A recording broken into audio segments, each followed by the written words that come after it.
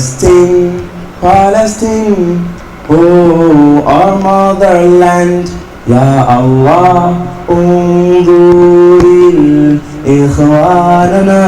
Palestine, Palestine, مسجد الأقصى, Ya Allah, انظر الأمة. Palestine, Palestine, oh our motherland, Ya Allah, انظر إخواننا. Palestine, Palestine, مسجد الأقصى, Ya Allah, انظر الأمة.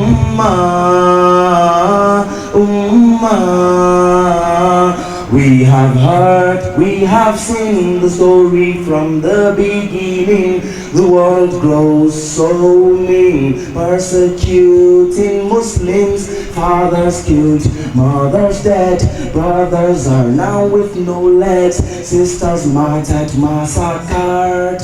Our voices are not heard, children our future. So much torture, it's our home, Palestine. Aren't this kill as human beings? Hear my cry, dear Muslims. نحن خير الأمة.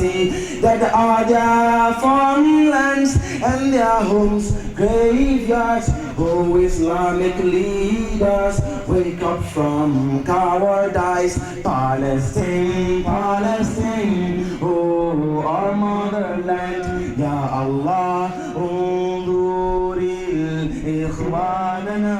Palestine, Palestine, مسجد الأقصى, Ya Allah, انظر الأمة. All praise is due to Almighty Allah, the nourisher and the cherisher of the universe. We bear witness to His oneness.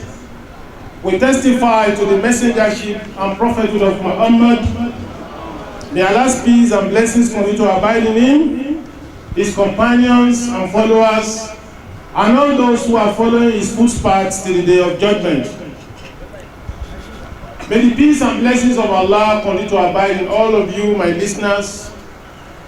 And we especially thank the Almighty for making it possible for us to congregate here this afternoon to share in the pains of our fellow compatriots in faith and in humanity. We are gathering here to solidarize with the victims of global aggression, the Gazans, the Palestinians, Muslims and Christians. What we are doing here is what we can pray that people don't do it for us. Before I go into what I need to do, what you need to do to rebuild Gaza, it is appropriate that I try to paint a picture of what the Gazans are going through, Muslims and Christians. And I begin by saying this: without a real protection for the people, we cannot talk about real recovery. When we are talking of rebuilding Gaza, it goes beyond rebuilding their destroyed infrastructures. It goes beyond rebuilding their destroyed schools, their destroyed hospitals, their destroyed roads, their destroyed power generating plants. The people people the trauma they are going through. We need to get a glimpse of this trauma they are going through psychologically. Since this summer's devastating war in Gaza Strip, the number of patients seeking help from the Gaza Community Center mental health program has jumped by close to 50%. The center, which previously handled about 15 patients daily, is now seeing up to 25 administrators, and the Gaza Center is just one of 3 branches of Gaza's mental health network.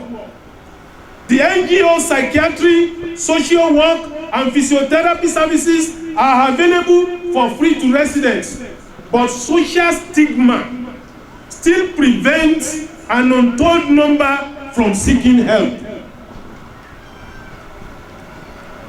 Psychologist Hassan Zaida spoke with one of the news agencies about the challenges facing Gazans in the wake of a war that killed 2,200 Palestinians and amid an ongoing crippling siege.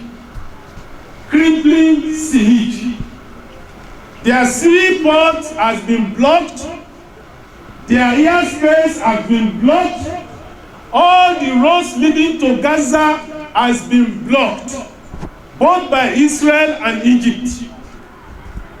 So the largest concentration camp, the largest prison yard in the whole world is the Gaza Strip.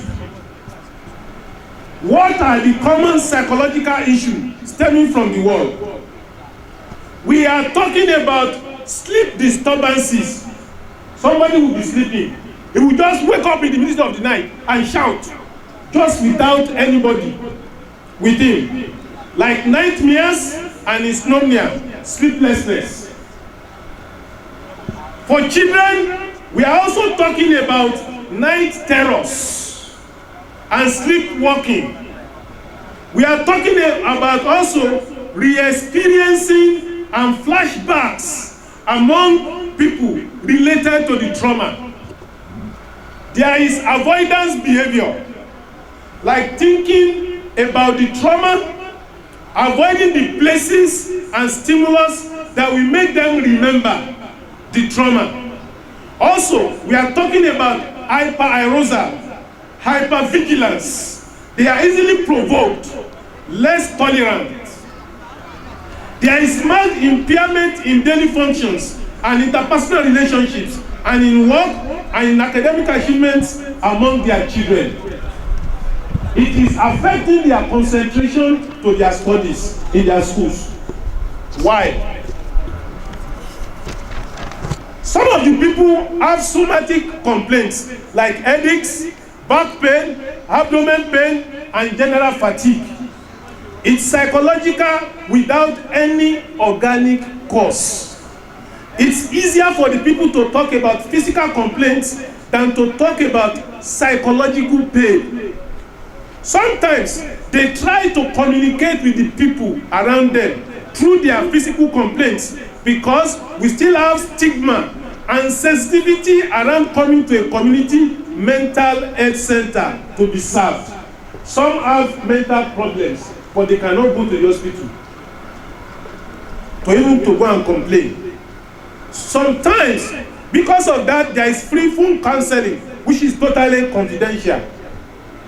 What is the impact of this war on children?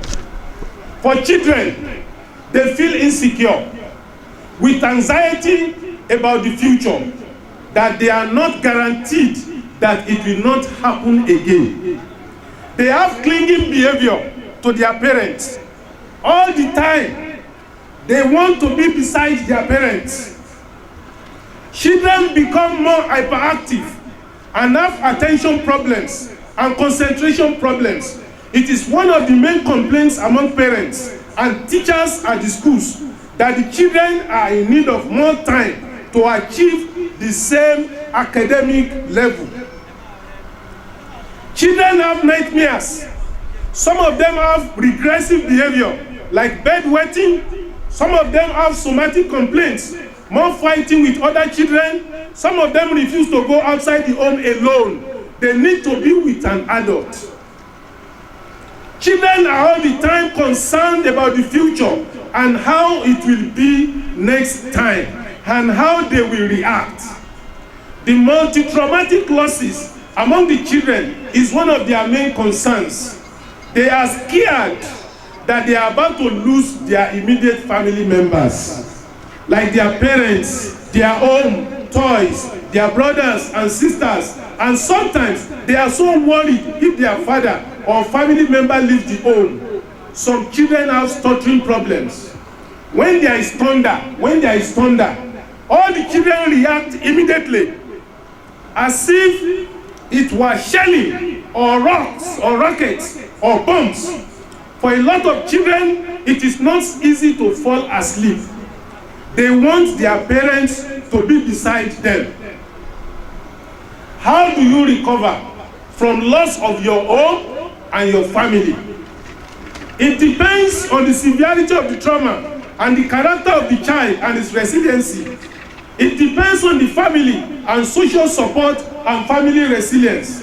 If the child has his own family and is socially supported by the family, they can accept the psychological and behavioral consequences and they will contain the child. It's a positive indication that the child will gradually overcome the consequences.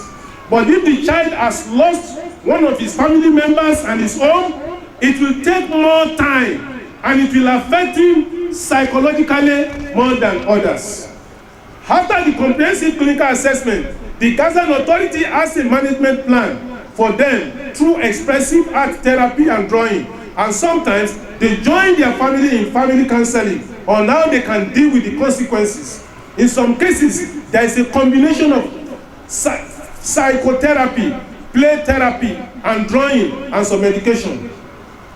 Let me also paint to you the picture of cases of psychological trauma undiagnosed in Gaza.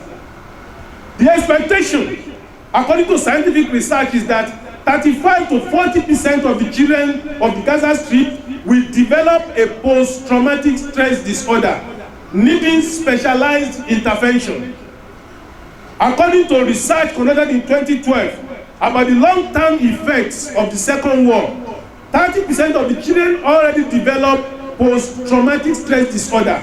But after this war, there are about 35 to 40% of the children. They are not all coming to the health center. Some of them will have immediate reactions and may be able to overcome through their family, through psychosocial activities in the school. But if the child already has post-traumatic stress disorder, they need specialized intervention. What is the future of mental health outlook for Gaza residents? Everybody is concerned. No one can guarantee what will not happen again. The health institution is doing its best on the ground to help the people to overcome the consequences. But without a real protection for the people, we cannot talk about real recovery. Because the people are still so occupied and worried about the future.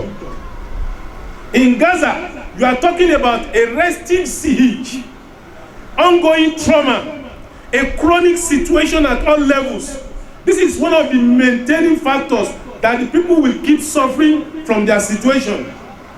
A health worker said, when we talk about psychological intervention, we try to help the people and the community. But the situation in Gaza will not be healthy if we keep living in the same environment and the same situation. We have to talk about the political context here in Gaza. There is no psychological well-being without real respect for human beings, human rights as well. And under the occupation, all they could talk about is human rights. The link between mental health and human rights issues is so strong. The health workers on ground are doing their best to help the people, as there are about hundreds of psychosocial and mental health professionals coming from all over the world. And I must tell you, ironically, there are many European health workers who are going to Gaza on volunteerism. They are volunteering their time, their skill, their family, everything to support the people of Gaza, not necessarily Muslims nor Christians. One political decision will affect all the aspects of their lives. The psychological well-being among people will be improved if you make just one political decision to end the siege, to end the occupation. This will have a huge impact.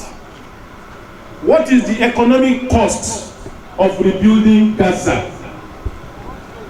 Palestinian experts say rebuilding Gaza could cost at least $7.8 billion in the most comprehensive assessment of the damage from the 7-week conflict with Israel. The Palestinian Authority said on Thursday that the process of rebuilding whole neighborhoods and vital infrastructure would take 5 years if Israel removed its blockade over Gaza entirely. The attack on Gaza this time had no precedent. Gaza has been hit with a catastrophe and it needs immediate help. Palestinian economists once told Reuters. Now, Palestinian Economic Council for Development and Reconstruction published a report which says that it will cost $2.5 billion to rebuild 17,000 Gazan homes razed by Israeli bombings. The report also said the energy sector will need $250 million after Gaza's only power plant was destroyed, and the Palestinian street education sector will need around $143 million to get back on its feet. About 500,000 children have been unable to return to their schools due to damage or because the buildings are being used to house refugees. And over 106,000 Gazans have been displaced to United Nations shelters and host families, according to the United Nations. The assessment also earmarked $670 million for an airport and seaport, a key demand by Hamas, the group that governs Gaza. The remaining cost was allocated to the financial, health, agriculture, and transportation sectors, all of which suffered widespread damage during the war. The Gaza Strip, home to 1.8 million people and bordered by Israel and Egypt, was ravaged between July 8 and August 26 in its third war in 6 years. The conflict cost the lives of more than 2,140 Gazans, destroyed thousands of homes, severely damaged the enclave's sole power plant, and burnt dozens of factories. Alas, Nigerian government support state terrorism of Israel. It was shocking to hear the Prime Minister of Israel, Benjamin Netanyahu, especially commending our president for voting against the resolution that should grant statehood to the Palestinians. This is a case of carrying hatred too far, one may ask. Whose interest is our president protecting? Is it that of the Palestinian Muslims and Christians who shared same religion affiliations with Nigeria, or that of the Jews who persecute both Arab Muslims and Christians? This unjust gesture can achieve nothing but incur the wrath of Muslims against the present government in the coming elections and encourage further backlash from Boko Haram insurgents. I will not be surprised if Abubakar Shekau taunts the Muslims for supporting the Nigerian government in his next video. What can we do in concrete terms to help rebuild Gaza? Apart from engaging in seeking divine interventions to dismantle the blockade and grant total freedom for the Gazans and other occupied territories, we need to carry our support forward through the following concrete actions. 1, we should be designing all kinds of Palestinian insignias, souvenirs, such as cups, cap, vest, t-shirt, scarves, etc., to be sold, while the proceeds go directly to them. Many Muslim and Christian bodies all over the world are currently doing this. As a result, we help to keep the struggle alive and bring hope to them that the world had not forgotten them. And I will commend and I will challenge the organizers of this program to send a recorded tape of this program to our brothers and sisters in Gaza. Because when they see others fighting for their causes, solidarizing with them, it serves a lot of morale booster. It boosts their morale. I don't know if any one of you have been in detention before. If you have once been in detention and you hear people, even though you don't see them, who are praying for you, who are yearning to come and see you, the more you hear of this, the more psychological morale boosting it becomes to you. You'll be boosted, your morale, your psyche will be boosted when you know that some people who have not even seen you, whom you have not seen and have not seen them, they are also fighting for your cause. It goes a long way in giving you the resilience and the perseverance, the fortitude to bear the trauma. Number two, we should be displaying the pictures of their sufferings in our homes, in our schools, in our offices, in our shops, and other public places to promote their causes and elicit support for them. Number three, we should be providing regular financial support to their orphans, the widows, the widowers, and the bereaved of this oppression and injustice. You can ask your bank to set up a monthly standing order to take care of specific number of the victims.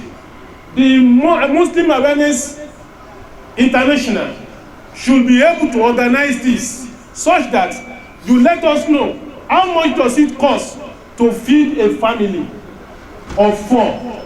How much does it cost to send an orphan to school? How much does it cost to provide water for these people?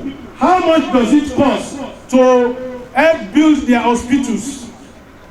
We can set up standing orders in our banks every month to go to these people. It has a lot of effect in building their psyche. If we build the structure anew and the people are still remain traumatized, we are not solving the problem. We need to do some things that will try to remove the trauma they are going through.